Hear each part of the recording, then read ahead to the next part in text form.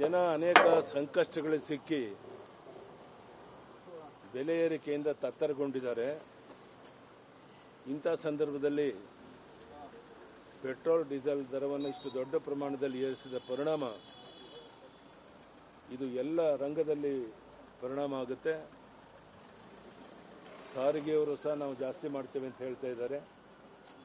ಬರುವಂಥ ದಿವಸಗಳಲ್ಲಿ ಜನರು ಬದುಕೋದು ಕಷ್ಟ ಆಗುತ್ತೆ ಅನ್ನುವಂಥ ವಿಷಯ ಗೊತ್ತಿದ್ರೂ ಸಹ ಈ ರೀತಿ ಒಂದು ತೀರ್ಮಾನಕ್ಕೆ ಬಂದಿರುವಂಥ ಅಕ್ಷಮ್ಯ ಅಪರಾಧ.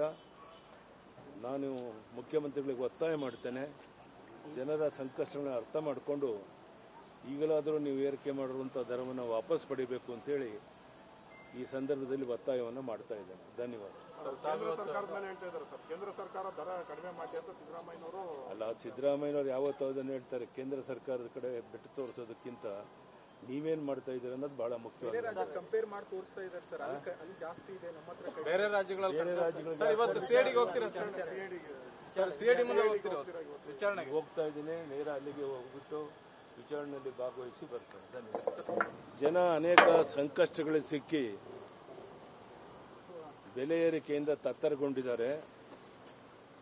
ಇಂಥ ಸಂದರ್ಭದಲ್ಲಿ ಪೆಟ್ರೋಲ್ ಡೀಸೆಲ್ ದರವನ್ನು ಇಷ್ಟು ದೊಡ್ಡ ಪ್ರಮಾಣದಲ್ಲಿ ಏರಿಸಿದ ಪರಿಣಾಮ ಇದು ಎಲ್ಲ ರಂಗದಲ್ಲಿ ಪರಿಣಾಮ ಆಗುತ್ತೆ.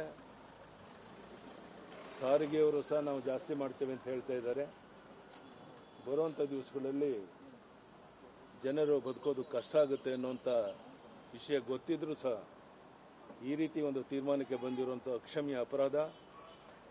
ನಾನು ಮುಖ್ಯಮಂತ್ರಿಗಳಿಗೆ ಒತ್ತಾಯ ಮಾಡ್ತೇನೆ, ಜನರ ಸಂಕಷ್ಟಗಳನ್ನ ಅರ್ಥ ಮಾಡಿಕೊಂಡು ಈಗಲಾದರೂ ನೀವು ಏರಿಕೆ ಮಾಡಿರುವಂಥ ದರವನ್ನು ವಾಪಸ್ ಪಡಿಬೇಕು ಅಂತೇಳಿ ಈ ಸಂದರ್ಭದಲ್ಲಿ ಒತ್ತಾಯವನ್ನು ಮಾಡ್ತಾ ಇದ್ದೇನೆ. ಧನ್ಯವಾದ. ಕೇಂದ್ರ ಸರ್ಕಾರ ದರ ಕಡಿಮೆ ಮಾಡಿ ಅಂತ ಸಿದ್ದರಾಮಯ್ಯನವರು ಅಲ್ಲ, ಸಿದ್ದರಾಮಯ್ಯನವರು ಯಾವತ್ತೂ ಅದನ್ನು ಹೇಳ್ತಾರೆ. ಕೇಂದ್ರ ಸರ್ಕಾರದ ಕಡೆ ಬೆಟ್ಟು ತೋರಿಸೋದಕ್ಕಿಂತ ನೀವೇನ್ ಮಾಡ್ತಾ ಇದ್ದೀರ ಅನ್ನೋದು ಬಹಳ ಮುಖ್ಯ. ಕಂಪೇರ್ ಮಾಡಿ ತೋರಿಸ್ತಾ ಇದ್ದಾರೆ ಸರ್, ಅಲ್ಲಿ ಜಾಸ್ತಿ ಇದೆ ನಮ್ಮ ಹತ್ರ. ಬೇರೆ ರಾಜ್ಯಗಳಲ್ಲಿ ಸಿಐಡಿಗೆ ಹೋಗ್ತೀರಾ ಸರ್? ಸಿಐಡಿ ಮುಂದೆ ವಿಚಾರಣೆಗೆ ಹೋಗ್ತಾ ಇದ್ದೀನಿ, ನೇರ ಅಲ್ಲಿಗೆ ಹೋಗ್ಬಿಟ್ಟು ವಿಚಾರಣೆಯಲ್ಲಿ ಭಾಗವಹಿಸಿ ಬರ್ತೇನೆ. ಧನ್ಯವಾದ.